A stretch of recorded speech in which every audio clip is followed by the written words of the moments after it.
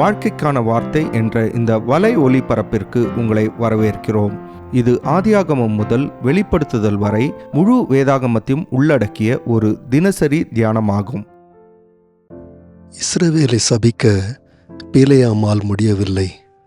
ஆனால் இஸ்ரவேல் ஜனங்கள் தாங்கள் மேல் தாங்களே எப்படி சாபத்தை கொண்டு வர முடியும் என்பதை அறிந்து வைத்திருந்தான்.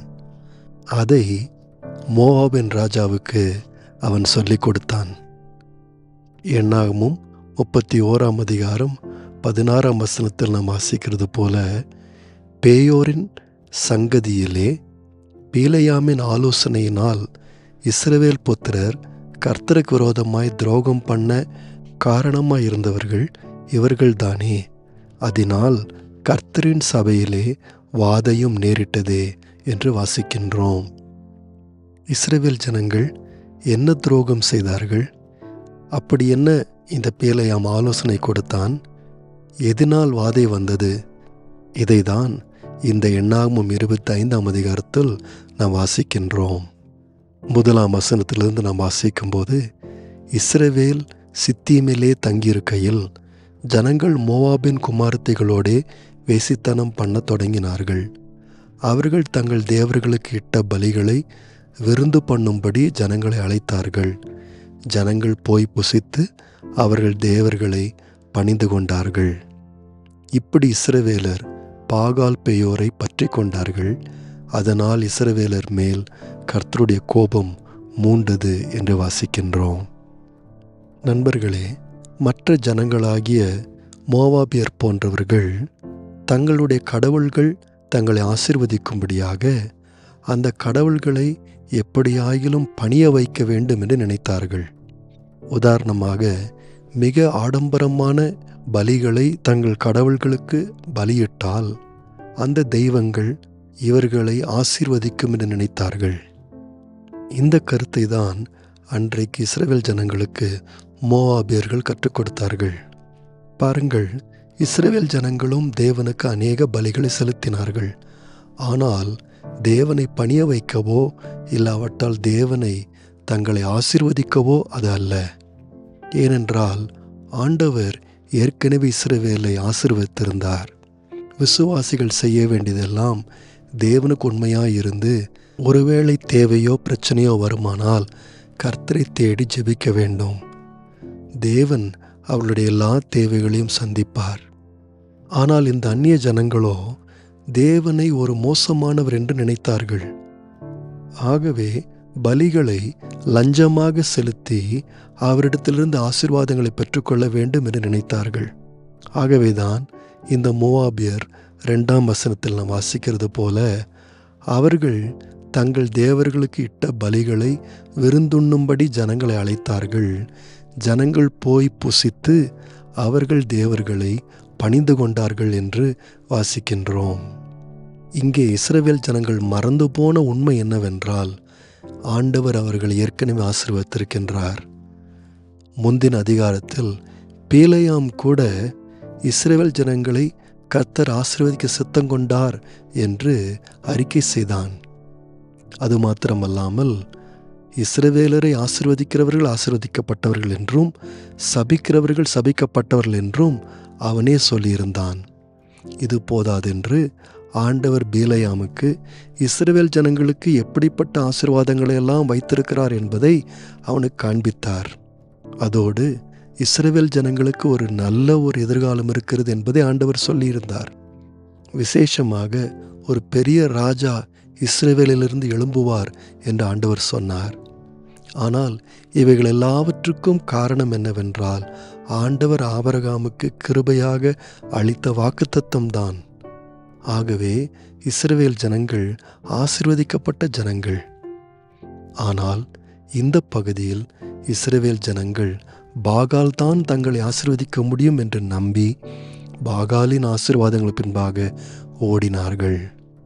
இது மாத்திரமல்லாமல் 1 நாம் வாசிக்கின்றோம், இஸ்ரவேல் சித்தீமிலே தங்கியிருக்கையில் ஜனங்கள் மோவாபின் குமாரத்திகளோடு வேசித்தனம் பண்ண தொடங்கினார்கள் என்று பார்க்கின்றோம். பாருங்கள், மோவாப் போன்ற இந்த மற்ற ஜாதியாரிடத்தில் ஒரு அவலட்சணமான மத வழிபாடு ஒன்று இருந்தது. அது என்னவென்றால், அவர்களுடைய கோயில்களில் இருக்கும் பெண்களோடு கூட மனிதர்கள் உறவு கொண்டால் அந்த தெய்வங்கள் அதை பார்த்து அவர்களையும் அவர்களுடைய நிலங்களையும் செழிக்க பண்ணும் என்று ஒரு நம்பிக்கை அவர்களுக்கு இருந்தது. இதற்கு செழிப்பின் பழக்க வழக்கம் என்கின்ற ஒரு பெயரும் இருந்தது. இது மற்ற தேசங்களில் இருந்த ஒரு மிக அருவருப்பான மத வழிபாடு. உண்மையில் இது வேசித்தனம்தான். ஆனால் அந்த ஜனங்களோ இதை ஒரு மத வழிபாடாக நினைத்தார்கள். இந்த அருவருப்பான காரியத்தை மோவாபியர் இஸ்ரவேல் ஜனங்களுக்கு அறிமுகப்படுத்தினார்கள். அநேக இஸ்ரவேல் ஆண்கள் இதற்கு விழுந்தார்கள். 3ஆம் வசனம் சொல்லுகிறது போல, இப்படி இஸ்ரவேலர் பாகால் பேயோரை பற்றி கொண்டார்கள். அதனால் இஸ்ரவேலர் மேல் கர்த்தருடைய கோபம் மூண்டது.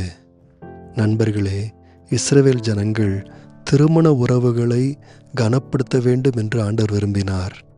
ஆனால் சில இஸ்ரவேல் ஜனங்களோ மோவாபிய பெண்கள் கொண்டு வந்த உணவுக்கு பின்பாக போனார்கள். அந்த உணவை சாப்பிட்ட பிறகு விக்கிரக ஆராதனையில் கலந்து கொண்டார்கள். பின்பு விபச்சாரத்திலும் கலந்து கொண்டார்கள். ஒன்று இன்னொன்றுக்கு வழிவகுத்தது. இஸ்ரவேல் இன்னும் கொடுமையான காரியங்களுக்கு போகாதபடிக்கு ஆண்டவர் ஒரு வாதை அனுப்ப வேண்டியதாக இருந்தது. 9ஆம் வசனத்தில் வாசிக்கிறது போல 24,000 இஸ்ரவேலர் வாதையினால் செத்து போனார்கள். பாருங்கள், இஸ்ரவேல் ஜனங்கள் கானானுக்கு நெருக்கமாக வந்து கொண்டிருந்தார்கள். இது முற்றிலும் தேவையற்ற ஒரு காரியம்.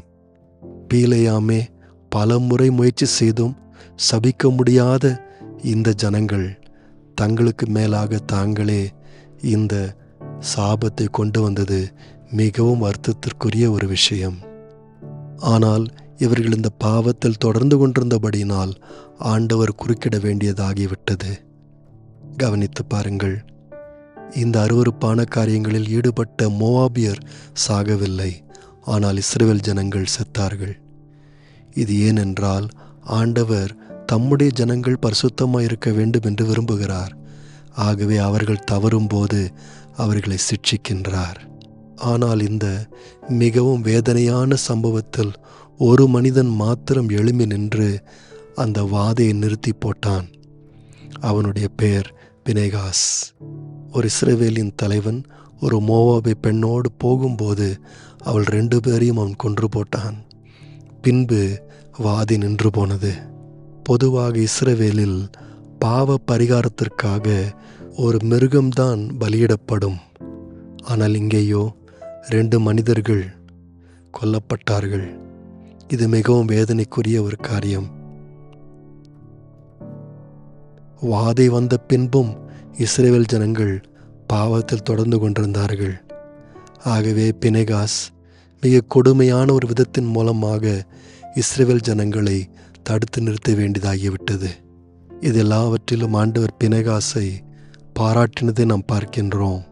11ஆம் வசனத்தில் நாம் வாசிக்கிறது போல, நான் என் எரிச்சலில் இஸ்ரவேல் புத்திரரை நிர்மூலமாக்காதபடிக்கு ஆசாரியனாகிய ஆரோனின் குமாரனான எலியாசரின் மகன் பினேகாஸ் என் நிமித்தம் அவர்கள் நடுவில் பக்தி வைராக்கியம் காண்பித்ததினால் இஸ்ரவேல் புத்திரர் மேல் உண்டான என் உக்கிரத்தை திருப்பினான் என்று ஆண்டவர் சொன்னார். அவன் இப்படி செய்தபடியினால் ஆண்டவர் ஒரு மிகப்பெரிய வாக்குத்தத்தத்தை பினேகாசு கொடுத்தார். 12ஆம் 13ஆம் வசனத்தில் நாம் வாசிக்கின்றோம், ஆகையால் இதோ அவனுக்கு என் சமாதானத்தின் உடன்படிக்கையை கட்டளையிடுகின்றேன். அவன் தன் தேவனுக்காக பக்தி வைராக்கியம் காண்பித்து இஸ்ரவேல் புத்திரருக்காக பாவ நிவர்த்தி செய்தபடியினால் அவனுக்கும் அவனுக்கு பின்பு அவன் சந்ததிக்கும் நித்திய ஆசாரிய பட்டத்திற்குரிய உடன்படிக்கை உண்டாயிருக்கும் என்று சொல் என்றார். நண்பர்களே, ஆண்டவர் பினேகாசையும் அவன் குடும்பத்தாரையும் கனம் பண்ணினார். இன்று வரைக்கும் பினேகாஸ் ஆண்டவருக்காக எழும்பி நிற்பவர்களின் அடையாளமாக இருக்கின்றான். பினேகாசை போல இன்றைக்கும் விசுவாசிகள் ஆண்டவருக்கென்று பக்தி வைராக்கியத்தை காண்பிக்க முடியும். ஏனென்றால் விசுவாசிகளுக்கு ஆண்டவர் என்ன எதிர்பார்க்கிறார் என்று தெளிவாக தெரியும். வேதத்தை படிக்கும்போது ஆண்டவர் தம்முடைய விருப்பங்களை மிக தெளிவாக கட்டளைகளின் மூலமாக தெரியப்படுத்தியிருக்கின்றார். இன்றும் ஒரு சிலர் அவைகளை குறித்து அக்கறை காட்டுவதில்லை. ஏன், சக விசுவாசிகள் கூட சில நேரத்தில் ஆண்டவருடைய கட்டளைகளை உதாசீனப்படுத்துகிறார்கள். ஆனால் பினகாசை போன்ற உத்தம விசுவாசிகள் ஆண்டவருடைய சத்தியத்திற்காக நின்று ஆண்டவரை கனப்படுத்துகிறார்கள். எவ்வளவு அழுத்தம் மற்றவரிடத்திலிருந்து வந்தாலும் தங்களுடைய பாவ உணர்வுகளை கட்டுப்படுத்தி ஆண்டவருக்காக வைராக்கியமாய் நிற்கிறார்கள். அவர்களுக்கு தேவை ஆசீர்வாதங்கள் அல்ல, ஆனால் தேவனை பிரியப்படுத்துவதே. ஆகவே எல்லா இடங்களிலும் ஆண்டவருக்காக உண்மையாய் நிற்கின்றார்கள். நேயர்களே, இந்நிகழ்ச்சியை கேட்டதற்காய் நன்றி. மீண்டும் ஒரு புதிய அத்தியாயத்துடன் வாழ்க்கைக்கான வார்த்தையில் நாளை சந்திப்போம்.